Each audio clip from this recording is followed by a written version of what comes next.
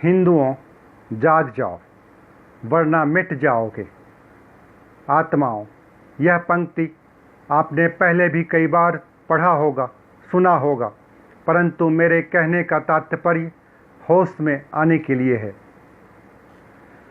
हे पूज्य, हे आर्यश्रेष्ठ, हे राम के वंशज, हे कृष्ण के वंशज, क्या हो गया है तुम्हें? समुंदर तुम्हारा है, संसार का एक ही शाश्वत धर्म है, सनातन का। अन्य सभी इसकी शाखाएं हैं, परोक्ष या परोक्ष रूप से सनातन से ही निकली धाराएं हैं। आज तथाकथित किसी भी धर्म के मूल में ऐसा कुछ भी नहीं जो तुम्हारे वेद में पहले से मौजूद नहीं है। यह तो पूरी दुनिया मान ही रही है कि तुम्हारा सनातन धर्म सबसे प्राचीन, फिर संशय और शक किस लिए? यदि तुम अपने धर्म से पथभ्रष्ट नहीं होते तो निश्चित तौर पर आज पूरा विश्व राममय होता, कृष्णमय होता। वही बेटा अपने घर से अलग संसार बसाता है जिसे परिवार से कुछ शिकायत हो, या परिवार का मुखिया उसके राग द्वेष से संबंधित शंकाओं को दूर न करे। आत्माओं, यदि तुम सनातन धर्म को छोड़, एकमात्र ब्रह्म को छोड़, धर्म के नाम पर अंधविश्वास और पाखंड में ना पड़ते तो बुद्ध, महावीर, नानक, कबीर या किसी अन्य के नाम से अलग धर्म का गठन कभी नहीं होता। विश्व भर में मौजूद सभी धर्मों के मूल और आधारभूत तथ्य का अध्ययन कर लो। ऐसा कुछ भी नहीं जो तुम्हारे वेद में नहीं है। मैं कर्मकांड की बात नहीं कर रहा। सभी धर्म में कर्मकांड तो जीवन शैली है जो संप्रदाय, पंथ के अनुसार अलग अलग है, और इसी अलग अलग कर्मकांड के कारण तो आपसे विवाद है, टकराव है, वरना सभी धर्मों का मूल तो एक ही है। एकमात्र ब्रह्म, एकमात्र ईश्वर, फिर चाहे उसे किसी भी नाम से पुकार लो। हम अंधविश्वास और पाखंड में फंसते हुए कब सनातनी से हिंदू हो गए, ईश्वर और ईश्वर के अवतार को भूल कब उनकी रासलीला की कथाओं में उलझ गए, हमें पता भी नहीं चला। धर्म से भ्रष्ट व्यक्ति का आत्मबल कमज़ोर हो जाता है, और इसका अंजाम तुम अपने भूतकाल में देख भी सकते हो। हम सनातनी हिंदू धर्म के चक्रव्यूह में फंसकर जाति, संप्रदाय और पंथों में बंटकर अपने ही हाथों मिटने के कगार पर आ चुके हैं। याद रखो, हम हिंदू ही सनातनी हैं और वैदिक हैं। सोशल मीडिया पर हिंदुओं जाग जाओ का अभिप्राय सिर्फ आक्रामकता और हाथ में तलवार लिए हिंसक हो उठने के लिए प्रेरित कर रहा है। धर्म के रक्षक वे बन बैठे हैं जिनका परमात्मा और धर्म से कोई लेना देना नहीं। हिंदू धर्म के वास्तविक रक्षक हमारे शंकराचार्य और मंडलेश्वरों की उपेक्षाएं हो रही हैं। गुरुकुल प्रथा के नष्ट हो जाने के कारण युवा पीढ़ी को हमारे शंकराचार्यों और अन्य वैदिक विद्वानों से कोई लेना देना नहीं। लगातार हमारे तथाकथित गुरु और कथावाचक पथभ्रष्ट होकर फंसते जा रहे हैं। आश्चर्य होता है, क्या हम वही सनातनी हैं जिसने संपूर्ण विश्व को धर्म की शिक्षा दी है? क्या हम उसी राम कृष्ण के वंशज हैं जो साक्षात परमात्मा के अवतार हैं? या हिंदू धर्म के नाम पर जाति, संप्रदाय और पंथों में बंटते हुए अब हमारे पास शाश्वत सनातन का सिर्फ लेवल ही बच गया है? पूरे विश्व को धर्म का पाठ पढ़ाने वाले हम सनातनी आज अपने धर्म को बचाने के लिए संघर्ष कर रहे हैं। आखिर कौन है इसके लिए जिम्मेदार? आत्माओं, आज यह बहुत ही विचारणीय प्रश्न है। पान, बीड़ी, तम्बाकू, शराब, हर तरह के नशे के आदि युवा वर्ग सोच रहा है कि सिर पर जय श्री राम की टोपी पहन लेने, सोशल मीडिया पर सवाल जवाब से लड़ाई लड़ लेने और जय श्री राम का नारा दे देने से सनातन धर्म की रक्षा हो रही है। जीवन में चरित्र, योग और ध्यान का नामो निशान नहीं, गीता और वेद का ज्ञान नहीं, और चल पड़े हैं हिंदू धर्म को बचाने। आत्माओं, वैसे तो जाग जाओ का नारा संपूर्ण मानव जाति के लिए है, लेकिन एक हिंदू और ब्राह्मण होने के नाते यहाँ मैं विशेष तौर पर हिंदुओं को होश में आने के लिए कुछ कह रहा हूँ, क्योंकि जो सनातनी के तौर पर जागृत अवस्था में थे, जिनके अंदर सत्य का बीज छिपा हुआ है, उन्हें आसानी से जगाया जा सकता है, ऐसा मेरा मानना है। और प्रभु राम और प्रभु कृष्ण की सेवा में मेरा ये कर्तव्य भी है। क्या बगैर ब्रह्म को जाने हम उसकी पूजा या उपासना कर सकते हैं? उसकी शक्ति को हासिल कर सकते हैं? कभी नहीं। जब तक हम सनातनी थे, सोने की चिड़िया थे। धर्मनिष्ठ होने के कारण आत्मबल मजबूत था, हमें कोई गुलाम नहीं बना सका था। लेकिन एकमात्र ब्रह्म को भूल जैसे ही हम हिंदू बने, संप्रदायों में, जाति में और पंथों में बिखर गए, हम गुलाम बनते चले गए। हालांकि सनातनी से हम हिंदू कैसे बने या किसी साजिश के तहत हमें हिंदू बनाया गया, यह शोध का विषय है। लेकिन वर्तमान में इसका कोई मूल्य नहीं। नकली दूध या घी को आप पहचान लेते हो। मिलावट किसने किया, कैसे किया, अज्ञात भी हो तो भी आप पहचान लेते हो, क्योंकि शुद्ध दूध या घी से आप परिचित हो।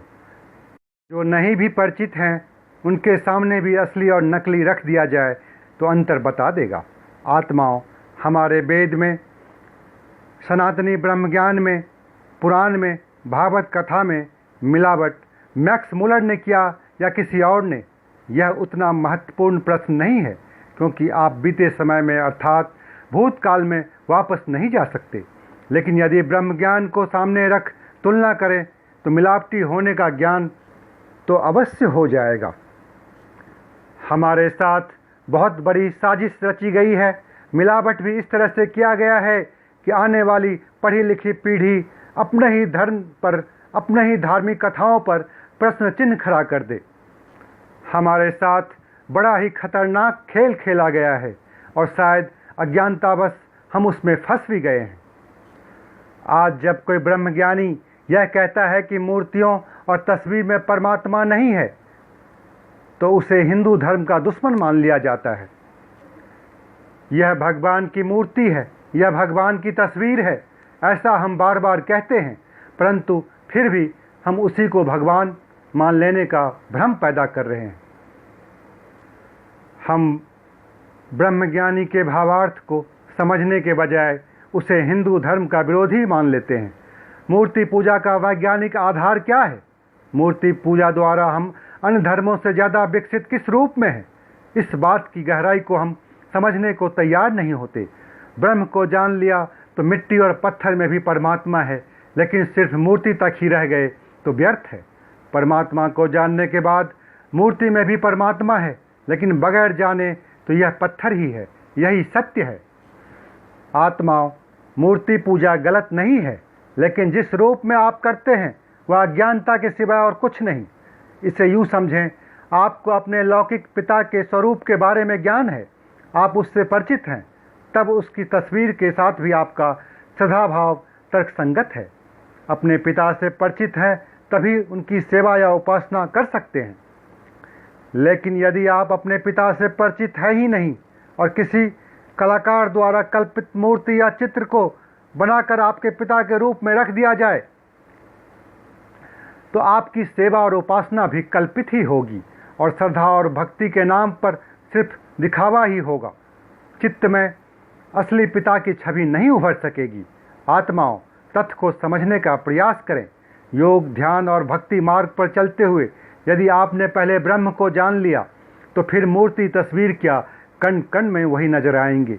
लेकिन बगैर ब्रह्म को जाने ये सभी जड़ वस्तु से अधिक और कुछ नहीं। मंदिर में मूर्ति का वैज्ञानिक आधार है। जब बच्चा छोटा होता है तब आप बाजार से उसके लिए नकली हाथी खरीद कर देते हैं। बच्चा खुश होता है, हाथी समझ खेलता है, हाथी के स्वरूप से परिचित होता है। लेकिन जैसे जैसे वह बच्चा बड़ा होता है उसे असली हाथी के बारे में पता चलता है। वह हाथी के खिलौनों से खेलना बंद कर देता है। आत्माओं, बच्चे जन्म लेते ही ब्रह्म को नहीं जान सकते, इसीलिए मंदिर का, मूर्ति का निर्माण किया गया। हाथी के खिलौनों की तरह हम उससे ईश्वर से परिचित करा सकें। ये हमारे ब्रह्मज्ञानियों का बहुत ही महान सोच थी कि अबोध बालक के मन में परमात्मा की छवि को बसाया जाए, ताकि बड़ा होकर वेद का ज्ञान हासिल करके, ब्रह्म का ज्ञान हासिल करके वह ब्रह्म को जान सके। लेकिन ब्रह्म के प्रति ललक, परमात्मा के प्रति ललक बचपन से ही जागृत हो। इसीलिए मूर्ति और तस्वीर का निर्माण किया गया। जो बच्चा बचपन से किसी मंदिर में जाकर परमात्मा के मनमोहक छवि को देखेगा, उसके मन में परमात्मा को जानने समझने की ललक पैदा होगी और बड़ा होकर ब्रह्म ज्ञान से मूर्तियों को पीछे छोड़ ब्रह्म को, परमात्मा को जानने के मार्ग पर आगे बढ़ सकेगा। सनातन धर्म में मूर्ति पूजा का यही वैज्ञानिक आधार है। अब जरा सोचिए, यदि कोई बच्चा 18 वर्ष की आयु में आने के बाद भी असली हाथी से परिचित न होकर हाथी के खिलौनों से ही खेलता रहे तो क्या स्थिति होगी? आप चिंतित हो उठेंगे, उसे किसी मनोचिकित्सक के पास ले जाएंगे, कहेंगे इसका बौद्धिक विकास नहीं हुआ। आत्माओं, आज हिंदुओं की यही स्थिति है। 60 से 80 वर्ष का व्यक्ति भी, मरणासन पर आसीन व्यक्ति भी हाथी के पुतले से खेल रहा है। दिन रात माया और कामनाओं की पूर्ति करता हुआ, राग द्वेष को पालता हुआ 5 मिनट के लिए मंदिर की घंटी बजाने को परमात्मा की उपासना समझ रहा है। यहाँ मूर्ति पूजा सिवाय ज्ञान और पाखंड के कुछ नहीं। ब्रह्म को जानने के लिए, परमात्मा को पाने के लिए त्याग है, तप है, भक्ति है, सत्य को स्वीकार करने की चुनौती है। जो कि चारित्रिक पतन की पराकाष्ठा को पार कर चुका आज का इंसान के लिए किसी चुनौती से कम नहीं। हमारे इसी सोच के कारण आज ब्रह्मज्ञानी, हमारे शंकराचार्य, हमारे मंडलेश्वर, वेद के ज्ञान रखने वाले प्रकांड विद्वान सड़कों पर धूल फांक रहे हैं, ज्ञान के लिए किसी योग्य पात्र का इंतजार कर रहे हैं, जबकि तथाकथित कथावाचक और बड़े बड़े आश्रमों वाले धर्मगुरु BMW और मर्सिडीज में घूम रहे हैं। इसका कारण है, तुम्हें ब्रह्म ज्ञान से क्या लेना देना। जो गुरु तुम्हारी कामना पूर्ति में बाधा ना बने, तुम्हें सत्य दिखाने के लिए तुम्हारे ऊपर ब्रह्म ज्ञान का डंडा ना चलाए, वही गुरु तुम्हें स्वीकार है। फिर चाहे कुछ वर्ष बाद वो गुरु तिहाड़ ही क्यों ना चला जाए, तुम्हें क्या फर्क पड़ता है? अपने ही जैसा कोई और गुरु ढूंढ लोगे। मैं ऐसा इसलिए कह रहा हूँ क्योंकि तुम्हारे तथाकथित गुरुओं का भी एकमात्र लक्ष्य यही रहता है, धन, मान और बड़ा आश्रम, और किसी को पता न चले तो नारी का साथ भी। आत्माओं, यह समाज में व्यक्तियों का चारित्रिक पतन है। तुम जैसा हो, तुम्हें गुरु भी वैसा ही भाता है। गुरु क्या, किसी बड़ी साजिश के तहत तुमने तो देवताओं को भी अपने जैसा बना दिया, देवताओं को भी पथभ्रष्ट कर दिया। इंद्र से बलात्कार करवा लिए, कृष्ण से नहाती औरतों के कपड़े चुरवा लिए, राम से गर्भस्थ पत्नी को जंगल भिजवा दिया। वो सारे पाप जो तुम करते हो देवताओं से करवा लिए, ताकि अपने पाप कर्म को सही ठहराने के लिए सहारा ढूंढ सको। परमात्मा के अवतार श्री कृष्ण, जिन्होंने संसार को गीता रूपी अमृत दिया, उसके जीवन को तो ऐसे बना दिया जैसे परमात्मा का अवतार नहीं, कोई लंपट हिछोड़ा हो। कुछ तो शर्म करो। गाय चराना, माखन चुराना, नहाती महिलाओं के वस्त्र चुराना, राधा के साथ रासलीला करना, बस यही काम था उनका। जैसे तुम वहाँ जाकर वीडियो शूटिंग कर रहे थे, सब पता है तुम्हें। अरे कम से कम एक बार गीता पढ़ लो। जिसने गीता का ज्ञान दिया, गुरुकुल में कितनी शिद्दत से शिक्षा ग्रहण की होगी, कितने तप किए होंगे। पूर्ण अवतार परमात्मा का जीवन चरित्र कितना महान होगा, कभी सोचा है तुमने? नहीं, तुम्हें तो खुद की तरह छिछोरापन देखना है। राधा नाम की कोई स्त्री थी ही नहीं, लेकिन पर स्त्री संबंध बनाने के लिए तुमने भगवान कृष्ण के साथ भी छल कर दिया। अपने कुकृत्य को छिपाने के लिए एक आधार बना लिया। यही कारण है कि आज भी तुम्हारे तथाकथित गुरु खुद को कृष्ण बताकर कई महिलाओं का यौन शोषण कर चुके हैं। गीता का ज्ञान देने वाले के साथ और जोरो रासलीला की कहानी। परमात्मा के प्रति तुम्हारी बेईमानी तो इसी बात से साबित हो जाती है कि तुम हर वर्ष कृष्ण का जन्मोत्सव मनाते हो। तुम्हारे घर में कोई बच्चा पैदा हुआ, तुम्हें उससे बहुत प्रेम है, तो क्या हर वर्ष उसका पहला जन्मदिन ही मनाओगे?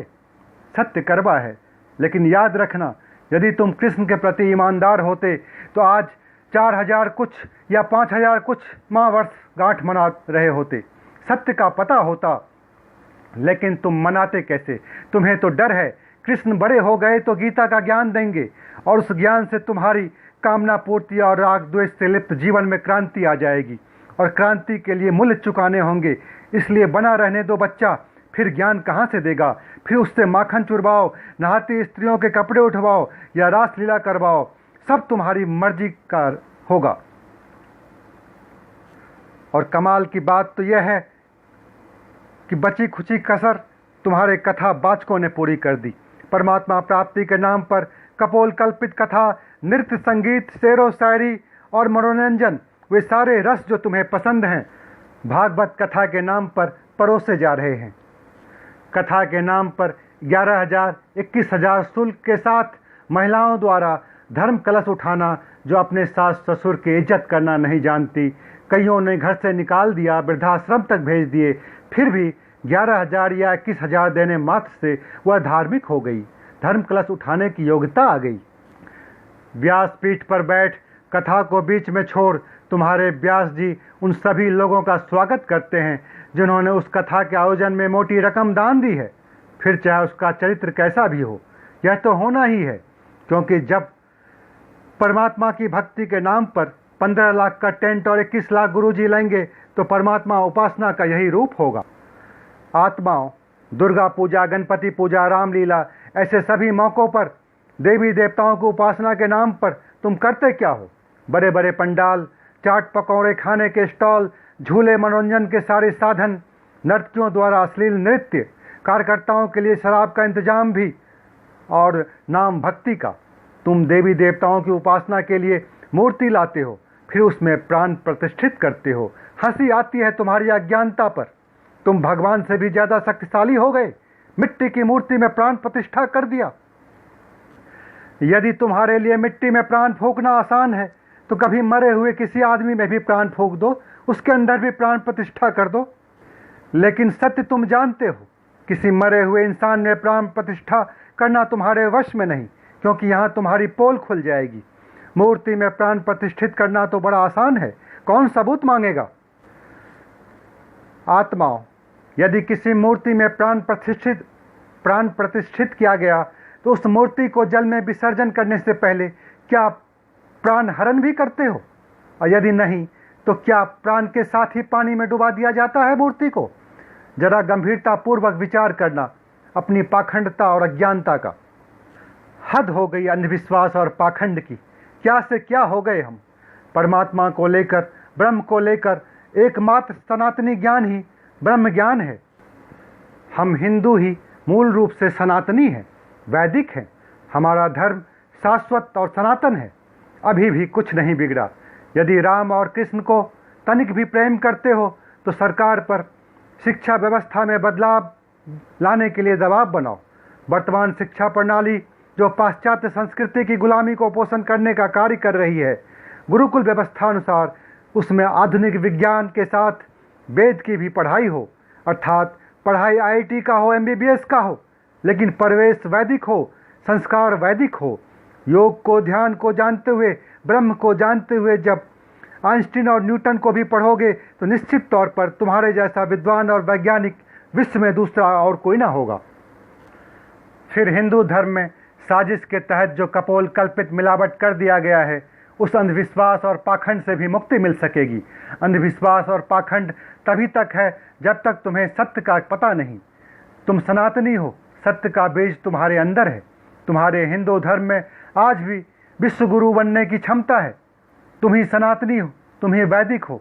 बस ज़रूरत है तो अपनी शक्ति को पहचानने की, सत्य को जानने की।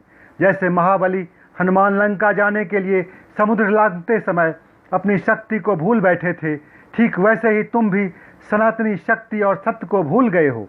मैं तुम्हें याद दिलाने का प्रयास कर रहा हूँ ताकि ढोंग, पाखंड और अंधविश्वास के उस पार जा सको जहाँ सनातन धर्म, वैदिक धर्म या हिंदू धर्म, किसी भी नाम से पुकार लो, विश्व गुरु बनने के लिए तैयार हो सके। आत्माओं, इस बात को मत भूलो कि सनातन धर्म का मूल संस्कार और विचार ही वसुधैव कुटुंबकम है। अयम निजः परो वेति गणना लघु चेतसाम उदार चरितानाम तु वसुधैव कुटुंबकम। यह मेरा है, यह उसका है, ऐसी सोच संकुचित चित्त वाले व्यक्ति की होती है। उदार चरित्र वाले लोगों के लिए तो यह संपूर्ण धरती ही परिवार जैसी होती है। अब जरा विचार करो, जिस सनातन धर्म की सोच, जिसका विचार, जिसका संस्कार ही यही है, तो फिर इस बात में क्या संशय रह गया, क्या शक रह गया कि यही विश्व का धर्म है। आत्माओं, आज हिंदू धर्म की जो दशा और दिशा है उसे देख मेरा मन बहुत व्यथित है। आत्माओं, जात पात संप्रदाय में बटा हुआ हिंदू धर्म की दुर्दशा को लेकर मैं घंटों बोलता रहूं तो भी कम है, लेकिन मेरा प्रयोजन सिर्फ तुम्हें नींद से जगाना है, होश में लाना है, सत्य को समझाकर सत्य से साक्षात्कार कराना है, ताकि जाति पंथ संप्रदाय अंधविश्वास और पाखंड से ऊपर उठ सभी हिंदू एक हो सके। एकमात्र ब्रह्म के लिए, परमात्मा को जानने के लिए तुम्हारे अंदर प्यास जगा सकूं। मेरे शब्द कुछ कड़वे हो सकते हैं, परंतु मैं क्या करूं, सत्य कड़वा ही होता है। परमात्मा आप सभी के जीवन में सुख समृद्धि रखते हुए आपको सद्बुद्धि दे। इन्हीं शुभकामनाओं के साथ आप सभी जिज्ञासु आत्माओं को नमन करता हूं कि आपने मुझे ध्यान से सुनने के लिए इतना समय दिया। परमात्मा आप सभी की मनोरथ पूर्ण करे। इन्हीं शुभकामनाओं के साथ ओ